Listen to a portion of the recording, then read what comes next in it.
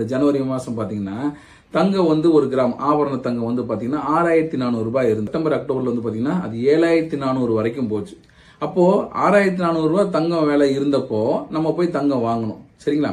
அது 7400 ரூபாய் இருந்தப்பையும் வந்து பாத்தீங்கன்னா நம்ம தங்கம் வாங்கணும்.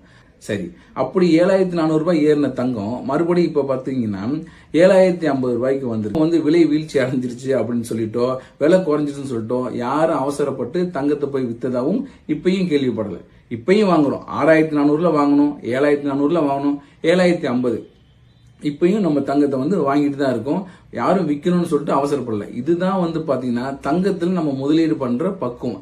இந்த பக்குவம் தான் நம்ம மியூச்சுவல் ஃபண்ட் முதலீட்டுல நமக்கு வரணும். தங்கத்தோட விலை விவரமும் நம்ம நியூஸ் பேப்பர்ல வருது, அதை நம்ம பெருசா கண்டுக்கிறது இல்ல. ஆனா இந்த சென்செக்ஸ் வீழ்ச்சி, மியூச்சுவல் ஃபண்ட் திட்டங்களோட சரிவை வந்து பெருசா எடுத்துக்கிறோம். இதுக்கு காரணம் என்னன்னா அந்த முதலீட்டுல, அந்த மியூச்சுவல் ஃபண்ட் திட்டங்களோட முதலீட்டுல நமக்கு ஒரு நிலையான பக்குவம்